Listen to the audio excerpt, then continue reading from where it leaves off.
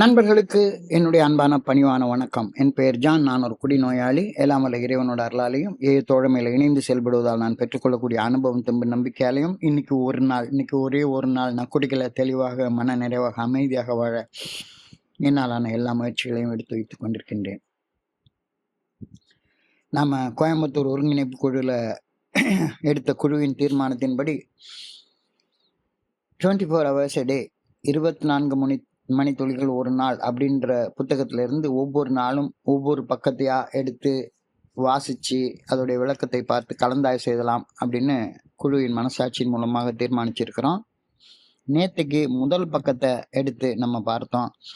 இன்னைக்கு 2வது பக்கம், ஜனவரி மாதம் 2ஆம் தேதி கொடுக்கப்பட்ட சிந்தனையை வாசிச்சு விளக்கம் பார்த்து கலந்தாய்வு செய்து கொள்ள இருக்கின்றோம். ஏஏ தோழமையின் இன்றைய சிந்தனை. ஏஏ தோழமையை எது செயல்பட வைக்கின்றது? முதற்கண் நான் எனது பழைய வாழ்க்கை முறை என்னை சிதைத்து விட்டது என்பதை 100% ஏற்றுக்கொண்டு அவ்வாறு வாழ்வதில் இருந்து ஒதுங்கி இருக்க வேண்டும். பின்னர் நான் உதவியற்று இருந்த நிலைமையையும் மது என் வாழ்வில் எல்லாவற்றையும் உறிஞ்சிவிட்டதையும் ஒப்புக்கொள்ள வேண்டும். அந்நிலையில் என்னால் எதுவும் செய்ய முடியவில்லை என்ற உண்மையை ஏற்றுக்கொள்ள வேண்டும். பழைய வாழ்க்கையை விட்டு ஒழித்தாக வேண்டும் என உண்மையுடன் உள்ளத்தில் விரும்ப வேண்டும். என் குடிநோய் பிரச்சனையை இறையருள் பேராற்றலின் பாதங்களிலும் ஒப்படைத்து சரணடைய வேண்டும். இவற்றையெல்லாம் செய்த பின் ஏஏ தோழமையின் கூட்டங்களுக்கு தொடர்ந்து சென்று ஏஏ தோழமையின் நண்பர்களிடம் பகிர்ந்து கொள்ள வேண்டும். பிற குடிநோயாளிகளுக்கு உதவ முன்வர வேண்டும். இவற்றை நான் செய்கிறேனா? இன்றைக்கான தியானம். 24 மணி நேர பாரத்தை சுமக்கும் அளவு பலத்துடன் மட்டுமே நான் படைக்கப்பட்டுள்ளேன். அதைவிட அதிகமான பாரத்தை என்னால் சுமக்க முடியாது. என் பின்னால் இருக்கும் வருடங்களையும் என் முன்னால் இருக்கும் நாட்களையும் சேர்த்து நான் சுமக்க முற்பட்டால் என் முதுகெலும்பு முறிந்துவிடும்.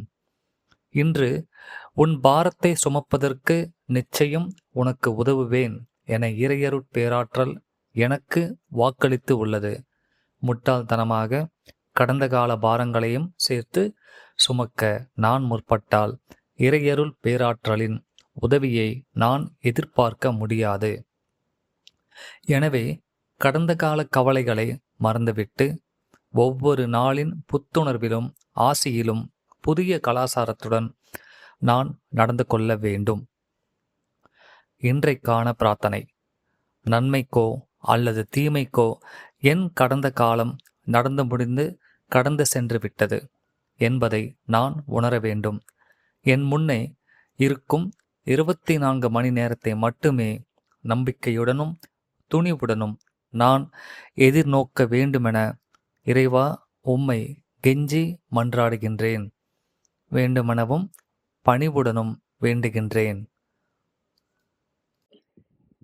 இந்த சிந்தனையை வாசிக்கிறப்ப எனக்கு ஒரு சீன பழமொழி ஞாபகத்துக்கு வருது. A 1,000-mile journey begins with a single step, and you can take that single step from where you are, not from where you imagine yourselves to be அப்படின்னு அந்த சைன பழமொழி சொல்லுது. நீ செல்ல வேண்டிய மிக நீண்ட பயணம், அது 1000 மைல் பயணமாக இருக்கலாம். அந்த மிக நீண்ட பயணம் நீ எடுத்து வைக்கக்கூடிய முதல் அடியில இருந்து மட்டும்தான் ஆரம்பிக்க முடியும். நீ எடுத்து வைக்க வேண்டிய அந்த முதல் அடியை நீ எந்த இடத்துல இருக்கிறியோ அந்த இடத்துல இருந்து தான் எடுத்து வைக்க முடியும். நீ கற்பனை செய்து கொண்டிருக்கிற இடத்துல இருந்து உன்னால உன்னுடைய பயணத்தை ஆரம்பிக்க முடியாது அப்படின்னு அந்த பழமொழி சொல்லுது. உதாரணத்துக்கு நான் திருநெல்வேலியில இருந்து சென்னை செல்லணும் அப்படின்ற ஒரு பயணத்தை ஆரம்பித்தேன் அப்படின்னு சொன்னால், அந்த பயணத்தை நான் திருநெல்வேலியில் என் வீட்டில் இருந்து தான் ஆரம்பிக்க முடியுமே ஒழிஞ்சு நான் கற்பனை செய்து கொண்டிருக்கிற ஒரு இடம் திருச்சியிலிருந்து ஆரம்பிக்க முடியாது. ஸோ மிக எளிமையான ஒரு பழமொழி. முதல் அடியை எடுத்து வைக்க முடியாமல் நீண்ட பயணத்தை ஆரம்பிக்க முடியாது. இப்போ ஏஏ தோழமையில் என்னுடைய பயணம் மிக நீண்ட பயணம். அந்த ஏஏ தோழமையில் என்னுடைய பயணத்தை ஆரம்பித்து வைப்பது எது? ஏஐ தோழமையில் என்னுடைய பயணத்தை ஆரம்பித்து வைக்கக்கூடிய அந்த முதல் அடியை எங்கிருந்து எடுத்து வைக்கிறது? What makes AI work? மிகப்பெரிய கேள்வி. அது எப்படி செயலாற்றுகிறது? மிகப்பெரிய கேள்வி, $1,000,000 கொஸ்டின். அப்ப ஏஐ சொல்லுது, முழுமையான தோல்வியை 100% ஒப்புக்கொள்வதுதான் ஏஐ தோழமையில என்னுடைய வெற்றிகரமான பயணத்தை ஆரம்பிச்சு வைக்குது அப்படின்னு சொல்லுது. நான் தோத்து போயிட்டேன், முழுமையா தோத்து போயிட்டேன், இவ்வளவு நாள் குடிச்சு வாழ்ந்ததுனால எனக்கு ஒரு கன்சலேஷன் பிரைஸ் கூட கிடைக்கல, ஒரு ஆறுதல் பரிசு கூட கிடைக்கல அப்படின்ற என்னுடைய தோல்வியை 100% முழுமையாக ஒப்புக்கொள்வது மட்டும்தான் ஏஐ தோழமையில என்னுடைய பயணத்தை வெற்றிகரமாக ஆரம்பிச்சு வைக்கிறது அப்படின்ற கருத்து சொல்லப்படுகிறது. தோல்வியை ஒப்புக்கொள்வது வெற்றி பயணத்தை ஆரம்பித்து வைக்கக்கூடிய முதல் அடி. The first thing is to have a revulsion against myself and my way of living. அது என்னடா revolution against myself and my way of living அப்படின்ற? ரிவல்ஷன் என்றால் வெறுப்பு. என் குடி வாழ்க்கையில நான் எதை வெறுக்க வேண்டுமோ அதை விரும்பி கொண்டும், எதை விரும்ப வேண்டுமோ அதை வெறுத்து கொண்டும் வாழ்ந்து கொண்டிருந்தேன். விரும்ப வேண்டியதை விரும்பு, வெறுக்க வேண்டியதை வெறு அப்படின்னு சொல்லி இன்னைக்கு சொல்றாங்க. நான் குடி நோயில கஷ்டப்பட்டு வாழ்ந்த வாழ்க்கை வெறுக்கப்பட வேண்டிய வாழ்க்கை. அந்த வாழ்க்கையை விரும்பி கொண்டும், நான் ஏஐ தோழமையில வாழ போற வாழ்க்கை விரும்ப வேண்டிய வாழ்க்கை, அந்த வாழ்க்கையை வெறுத்து கொண்டும் இருந்தேன்னா என்னுடைய பயணம் எப்படி ஆரம்பிக்கும் அப்படின்ற கேள்வியோட தான் இன்றைக்கு சிந்தனை ஆரம்பிக்குது. என்னுடைய வாழ்க்கையை எது சிதைச்சு போட்டு கொண்டிருந்ததோ அதை என்னை வாழ்வித்து கொண்டு இருந்ததாக முட்டாள்தனமாக நான் நினைச்சிட்டு இருந்தேன். மது என்னுடைய வாழ்க்கையை சிதைச்சு சின்னாபின்னமாக்கிக்கிட்டு இருந்தது. நான் என்ன நினைச்சிட்டு இருந்தேன், மதுவால தான் நான் வாழவே செய்யறேன், அதுதான் எனக்கு ஓரளவுக்கு ஆறுதலாக இருக்குது அப்படின்னு முட்டாள்தனமாக என் மனசுக்குள்ளார நினைச்சிட்டு இருந்தேன். மதுதான் என்னுடைய வாழ்க்கையை சிதைச்சு சின்னாபின்னமாக்கி கொண்டு இருந்ததை சந்தேகத்துக்கு இடமில்லாம தெரிஞ்சதுக்கு அப்புறமாக அதை ஒப்புக்கொள்ள மறுத்து கொண்டே இருந்தேன்.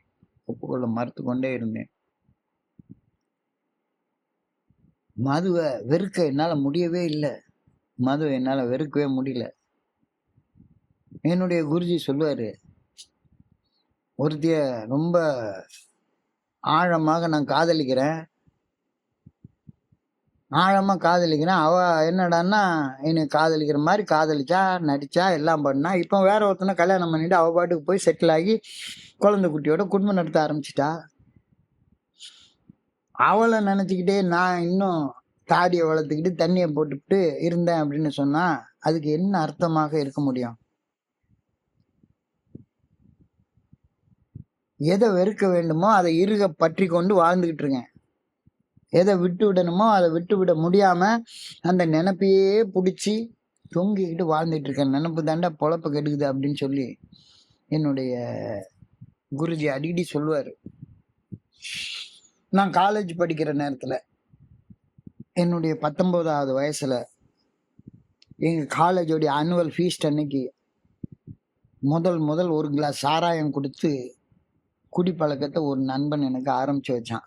அவன் சொன்ன வார்த்தை தான், டேய் நம்ம காலேஜ் ஃபீஸ்டில் 100 ஐட்டம்டா சாப்பிட்றதுக்கு, 1 இல்லை 2 இல்லை 100 ஐட்டம் சாப்பிட்றதுக்கு இருக்கு. சாப்பிட்டு முடிச்ச உடனே அன்னைக்கு 100 ஐட்டம் மெனுவில் வந்து ஒரு ஐட்டம் வந்து 555 சிகரெட்டுன்னு இருக்கும். எல்லாருக்கும் ஒரு சிகரெட் கொடுப்பாங்க அன்னைக்கு ஒரு நாள் மட்டும். அது மெனுவிலே கொடுத்துருவாங்க. சாப்பிட்டு முடிச்சதுக்கப்புறம் ஆடிட்டோரியத்தில் எங்கள் வீட்டு பிள்ளை சினிமா இருக்கு, சினிமா பார்த்து சந்தோஷமா என்ஜாய் பண்ணுறதுக்காக நம்ம இருக்கோம்டா. இப்போ வெறுமனை சாப்பிட்டேன்னா நீ எவ்வளோ சாப்பிட்றியோ அதை விட ஒரு பங்கு கூட நீ ஒரு கிளாஸ் சாராயம் குடிச்சா சாப்பிடலாம். வெறுமனை படம் பார்த்தேன்னா உனக்கு என்ன சந்தோஷம் கிடைக்குமோ அதை விட கூட ஒரு மடங்கு சந்தோஷம் ஒரு கிளாஸ் தண்ணியை போட்டு அவனுக்கு கிடைக்கும் அப்படின்னு அவன் சொன்னான். அதை நம்பி ஒரு கிளாஸ் சாராயத்தை நான் குடித்தேன். குடிச்சது எனக்கு அவன் சொன்ன மாதிரி சாதாரணமாக சாப்பிட்றத விட கூட கொஞ்சம் சாப்பிட வச்சது உண்மைதான்.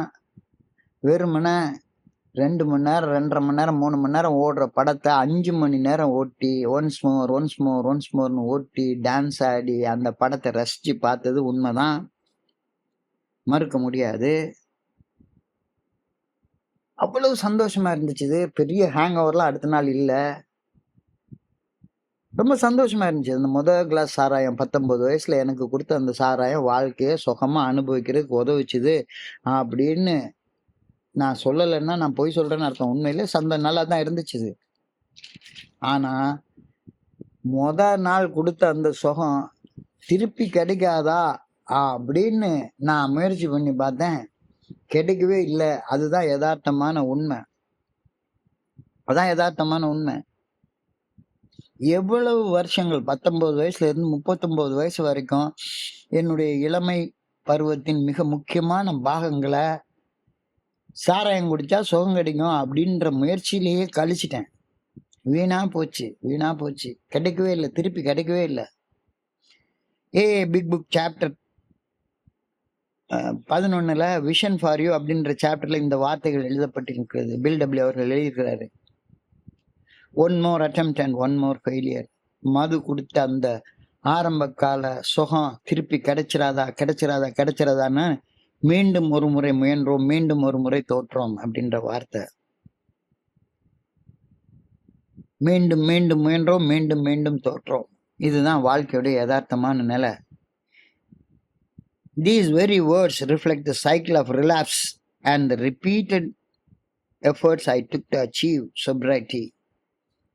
அது எவன் ஒருத்தன் குடிக்கிறது நிறுத்தணும் அப்படின்னு நினைக்கிறான்னா அவன் ஒரு குடி நோயாளி தானே. இதில் என்ன சந்தேகம் இருக்குது?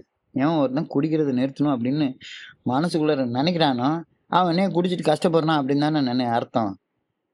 குடிச்சிட்டு கஷ்டப்படாதவன் எதுக்கு குடிக்கிறது நிறுத்தணும்னு நினைக்கிறான்? அப்போ குடிக்கிறத நிறுத்தணும் அப்படின்ற போராட்டம் எத்தனை வருஷமான போராட்டம், எவ்வளவு ஆழமான இழப்புகள், எவ்வளவு வலிகள், எவ்வளவு வேதனைகள், எவ்வளவு துன்பங்கள், எவ்வளவு துயரங்கள். குடிக்கிறத விட்டுறணும் அப்படின்னு எவ்வளவோ முயற்சி பண்றேன், எவ்வளவோ சபதம் பண்றேன், சத்தியம் பண்றேன், விதவிதமாக முயற்சி பண்றேன். இனிமே நைட்டு தான் குடிப்பேன், பகல்ல குடிக்கவே மாட்டேன், பியர் மட்டும்தான் குடிப்பேன், குடிச்சிட்டு நல்லா சாப்பிட்டுருவேன், இவ்வளவு அளவுக்கு மேல குடிக்க மாட்டேன், இப்படிலாம் என்னென்னமோ சத்தியம், என்னென்னமோ சபதம். எதுவுமே வேலை செய்யல, எதுவுமே வேலை செய்யல. காரணம் என்ன? காரணம் என்ன? நான் மது கூட சண்டை போடுறதை நிறுத்தவே இல்லை. இதுதான் காரணம், இதுதான் காரணம். என்னுடைய குருஜி ஒரு கதை சொல்லுவாரு. பன்னி கூட புத்தி இல்லாம சண்டை போட்டுட்டே இருந்தா உடம்பு ஃபுல்லா சேரும் சகதியும் ஆகுறத தவிர்க்கவே முடியாது. பன்னி கூட சேத்துல புரண்டு சண்டை போடுறத தவிர்க்கிற வரைக்கும் உடம்புல சேரும் சகதியுமாகி அன்கம்ஃபர்டபுளா வாழ்றத தவிர்க்கவே முடியாது. அப்புறம் இன்னொரு விஷயத்த நல்லா புரிஞ்சுக்கோ. சகதியில புரண்டு சண்டை போடுறது உனக்கு தான் அன்கம்ஃபர்டபுளா இருக்கும், பன்னிக்கு அன்கம்ஃபர்டபுளா இருக்கவே இருக்காது. அது பன்னிக்கு ரொம்ப பிடிக்கும். சேத்துல புரண்டு சண்டை போடுறது பன்னிக்கு ரொம்ப பிடிக்கும். ஸோ பன்னி சண்டை போடுறதை நிறுத்தவே நிறுத்தாது. அது திரும்ப திரும்ப சண்டை போட்டுக்கிட்டே தான் இருக்கும். சண்டை போடுறத நீ தான் நிறுத்தணும். சண்டை போடுறத நீ நிறுத்துற வர ஏஏ ஃபெல்லோஷிப்ல எந்த ஃபெல்லோஷிப்பும் உனக்கு உதவியே செய்யாது. முதல்ல எடுத்த உடனே சண்டை போடுறது நிறுத்தணும். எனக்கு சண்டை போடுற சக்தி இல்லை அப்படின்ற ஒப்புக்கொள்ளணும். ஸோ சண்டை போடுறதை நிறுத்துறது தான் ஏஏ தோழமை என் வாழ்க்கையில செயலாற்ற அனுமதிப்பதற்கான முதல் படி அப்படின்ற கருத்து இன்னைக்கு சிந்தனையில தெளிவாக சொல்லப்பட்டிருக்கிறது. I must admit that I was helpless, that alcohol had licked me and I could not do anything about it. இது இன்றைக்கு வழங்கப்பட்டிருக்கிற ஒரு ஆழமான சிந்தனை. தோல்வியை ஒப்புக்கொண்டு சண்டை போடுறத நிறுத்தணும். ஒரு சின்ன சீனை இமேஜின் பண்ணி பாருங்களேன். மைக் டைசன் அல்லது முகமது அலி மாலா பெரிய குத்து சண்டை வீரர்கள். இவங்க கூட சார்லி சாப்ளின் அல்லது ஓமகுச்சி அல்லது நாகேஷ் இவங்க மாதிரி ஒருத்தவங்க சண்டை போட்டா அது எப்படி இருக்கும்? அந்த சண்டை எப்படி இருக்கும்? ஒரு அடியில கீழே விழுறான். ஒரே ஒரு அடியில கீழே விழுறான். ஆனா திரும்ப எழும்பி சண்டை போடுறத மட்டும் நிறுத்தவே மாட்டேங்கிறான். இத நகைச்சுவை காட்சியாக பார்க்கிறதா? அல்லது ஒரு ட்ராஜடியா பார்க்கிறதா? இதுதான் இன்றைக்கான கேள்வி. அடுத்தது, பழையது போயிடுச்சுன்னா தான் புதுசு ஒண்ணு உள்ள வரும். பழையது இருக்கிற வரைக்கும் புதுசு உள்ள வரவே வராது. So, quit your old life in order to begin to live a new life. The uh way of life. Quit your old life in order to begin to live a new life, a way of life. பழையன கழிதலும் புதியன புகுதலும் வழுவல்ல காலை வகை நானே, தொல்காப்பிய பாடல் இது. பன்னி கூட சண்டை போடுறதை நிறுத்திட்டு வேற ஒரு சொறி நாய் கூட சண்டை போட ஆரம்பிச்சுட்டா எல்லாமே கெட்டு போயிடும். ஏதாச்சும் ஒண்ணு கூட எனக்கு சண்டை போட்டுக்கிட்டே இருக்கணும். ஒன்றும் முடியலையா, ஏஏ மீட்டிங்ல வந்தாச்சும் சண்டை போடணும். ஏஏ இன்டர் குரூப்ல அதை செய்ய போறேன் இதை செய்ய போறேன்னு சண்டை போடணும்.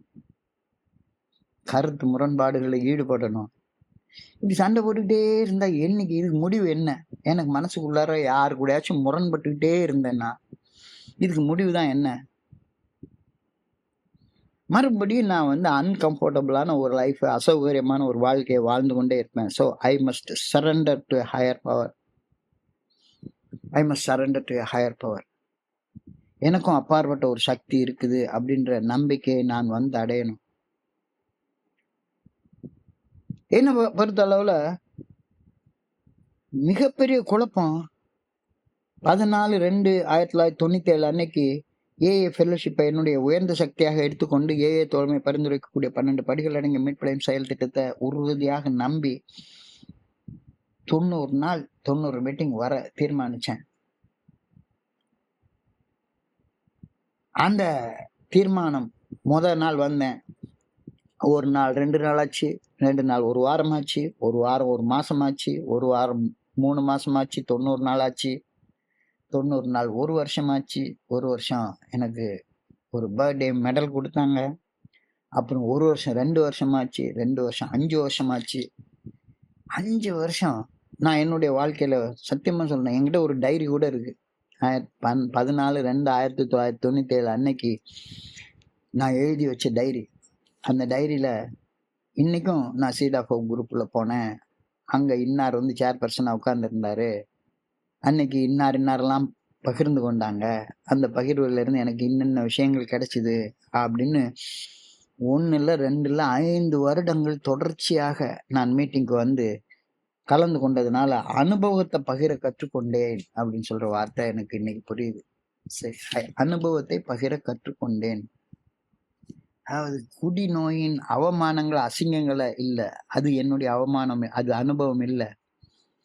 குடிநோயின் அசிங்கம் அவமானத்திலிருந்து மீட்படைந்த அனுபவங்களை பகிர பகிர நேற்று தவறான செயல்கள் செய்து விட்டோமே என்ற குற்ற உணர்வும், நேற்றைய குற்றங்களின் கோரமான விளைவுகளை நாம் அனுபவிப்போமோ என்ற பயமும் கொஞ்சம் கொஞ்சமாக எங்கிட்ட இருந்து விலகி போக ஆரம்பிச்சுது.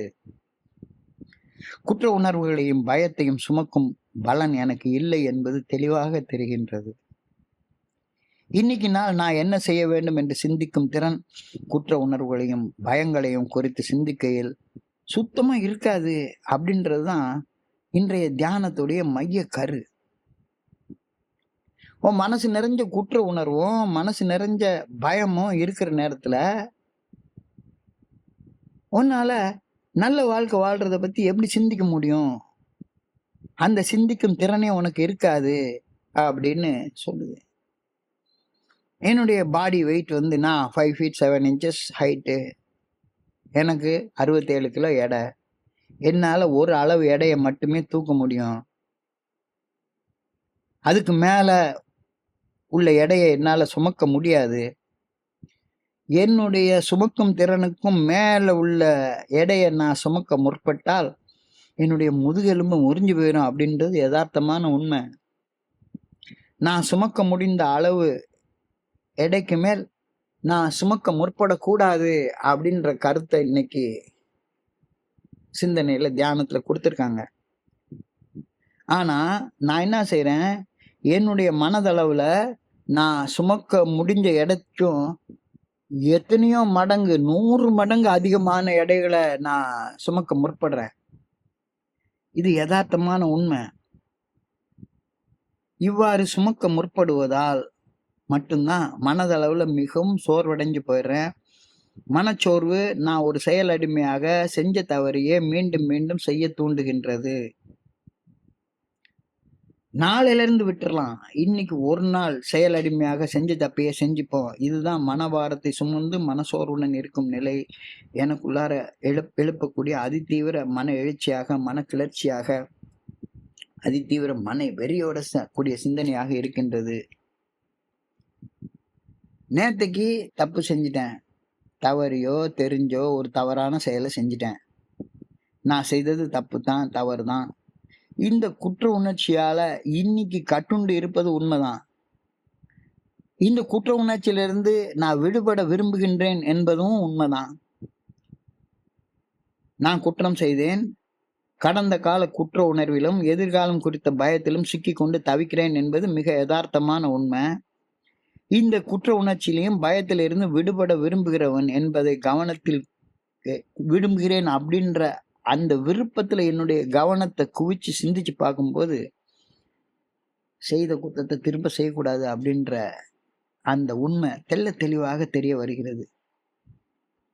If I weigh myself down with years behind and days ahead, my life breaks.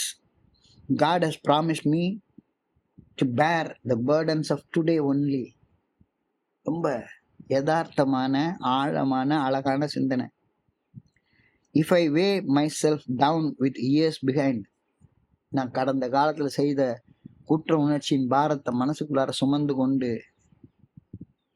இனி வரப்போற காலம் எப்படி இருக்குமோ, இருட்டா இருக்கே அப்படின்ற பயத்துல வாழ்ந்தால் என்னுடைய வாழ்க்கை முறிஞ்சு போயிடும். என்னுடைய முதுகெலும்பு முறிஞ்சு போயிடும். 1 கிராம் கூட என்னால தூக்க முடியாது. ஆனால் God has promised me to help to bear the burdens of today only. இன்னைக்கு ஒரு நாள் இந்த 24 மணி நேரம் சுமக்க வேண்டிய பாரத்தை சுமக்கிறதுக்கு தேவைப்படக்கூடிய சக்தியை கடவுள் எனக்கு கொடுப்பார் அப்படின்றது இப்ப புரியுது. இன்னைக்கு என்ன செய்யணும் அப்படின்ற நல்ல ஒழுங்கான வழிகாட்டுதல் மட்டும்தான் இறையருட் பேராற்றல் எனக்கு அளிக்கக்கூடிய பலம் அப்படின்ற பேருண்மை இன்னைக்கு சிந்தனையில சொல்லப்பட்டிருக்கிறது. நேற்று நான் செய்த தவறுகளின் விளைவுகளை, என்னுடைய கர்ம வினைகளை, என்னுடைய ஊழ்வினைகளை போக்குறதுக்கு ஒரே வழி இன்னைக்கு அதை செய்யாம இருக்கிறது மட்டும்தான். அப்படின்றது தெளிவா புரியுது. அப்ப நேத்தை செய்த தவறான செயலுக்கு பரிகாரமாக இன்னைக்கு ஒரு நல்ல செயலை செய்யறது. சரி இன்னைக்கு ஒரு நல்ல செயல் செய்ய முடியல அப்படின்னாலும் பரவாயில்ல. நேத்துக்கு செஞ்ச தப்ப திரும்ப இன்னைக்கு செய்யாம இருறேன். இன்னைக்கு ஒரு நாள்.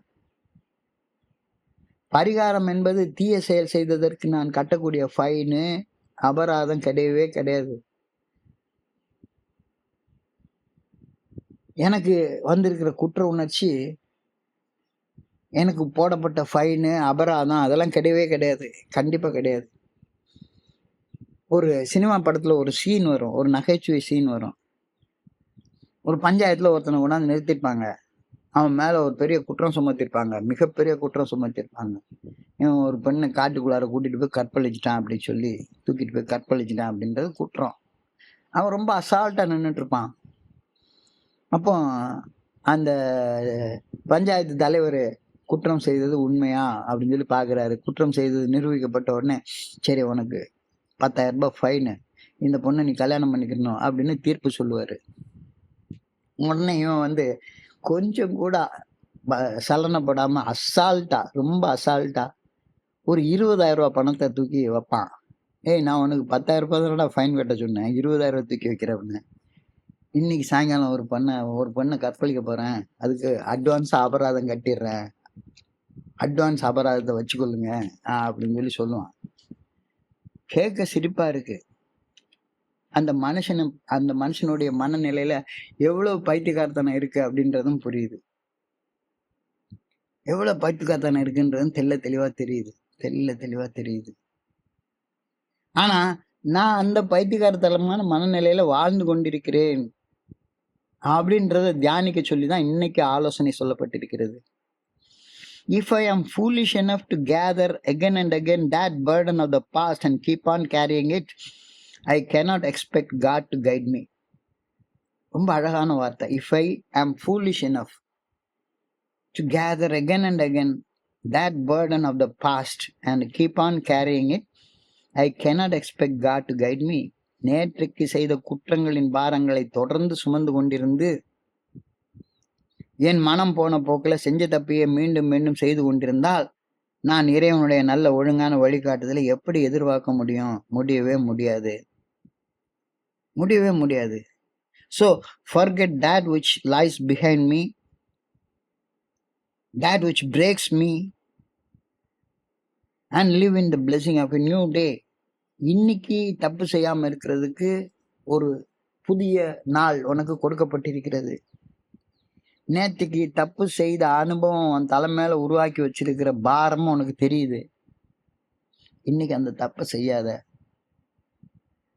இந்த பேருண்மையை புரிஞ்சுக்க கொஞ்சமாச்சும் ஞானம் வேணும்.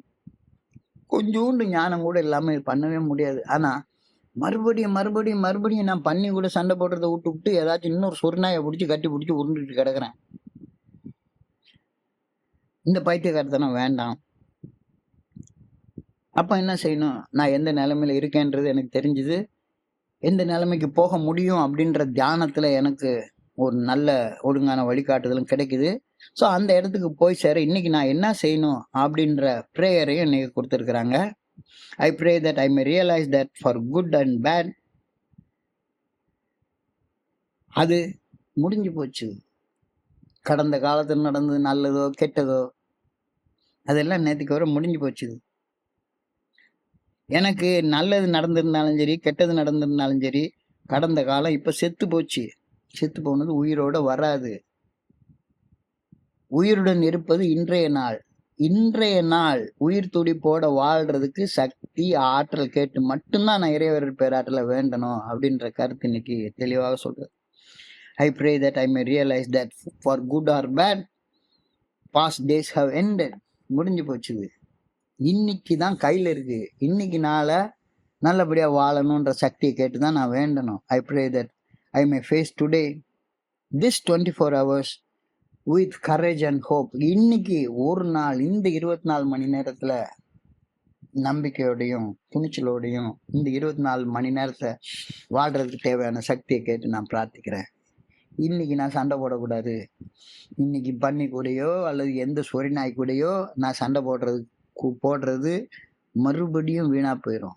சண்டை போடுற சூழ்நிலை வந்துதானா அப்படியே கண்ணை மூடிட்டு அந்த இடத்த விட்டு விலகி போயிரு அப்படின்ற கருத்து சொல்றாங்க. பிடிக்கணும் தூண்டக்கூடிய உனக்கு சபலம் உள்ளுக்குள்ளார வந்துதானா அல்லது வேற எந்த வகையான தப்பு செய்யணும் அப்படின்ற சபலங்கள் உனக்குள்ளார வந்துதானா கண்ணை மூடிட்டு திரும்பி போயிரு அப்படின்ற கருத்து தெளிவாக சொல்லப்பட்டிருக்கிறது. ஸோ இன்றைய சிந்தனையின் மிக சுருக்கமான விளக்கத்தை கொஞ்சம் பார்ப்போம். A 1000-mile journey can begin only with a single step, and you can take that single step from where you are, not from where you imagine yourselves to be.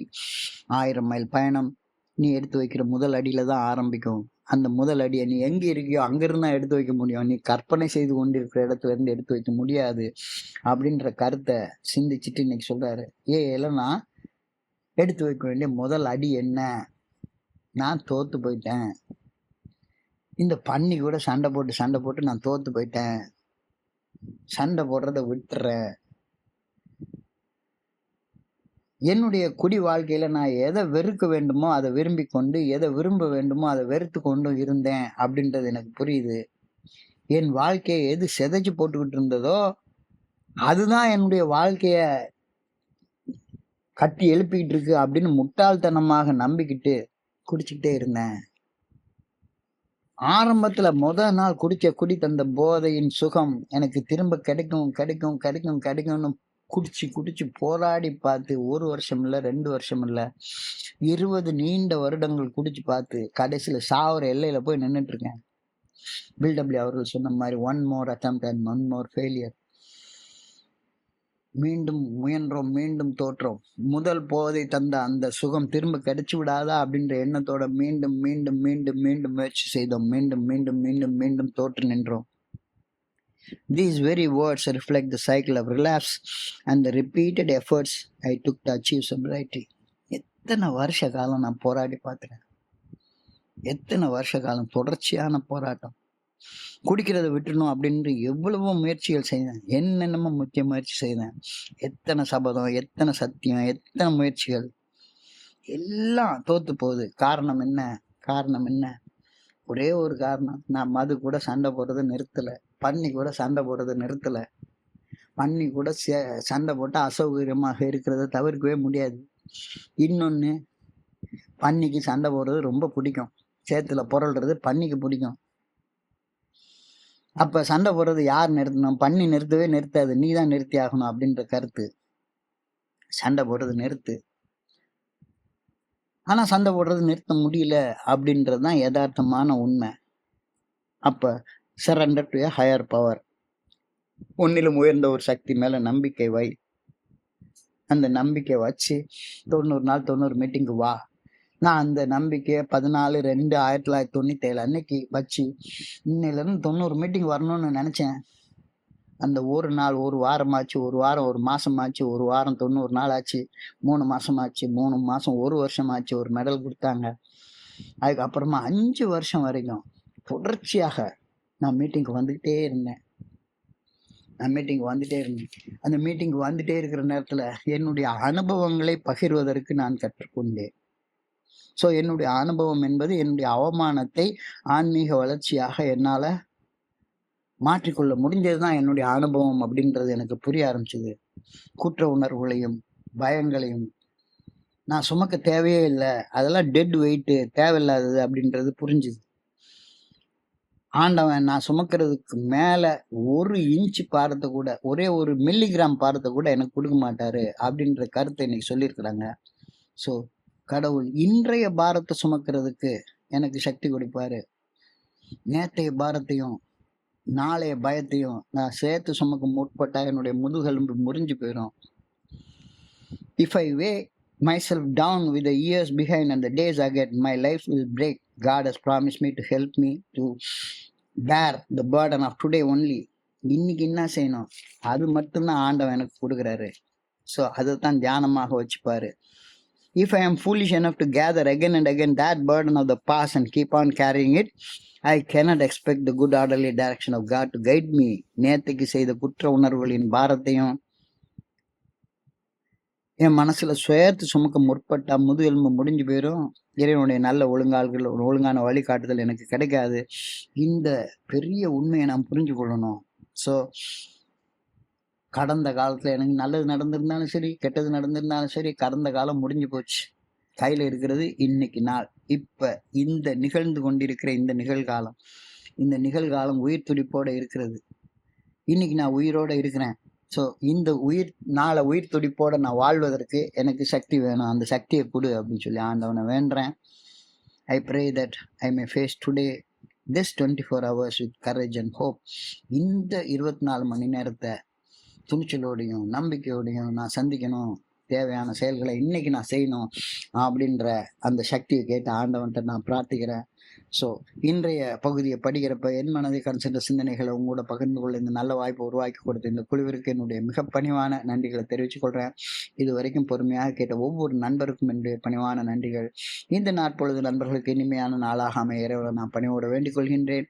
நன்றி நன்றி நன்றி நன்றி நன்றி நன்றி. வாழ்க வையகம், வாழ்க வளமுடன்.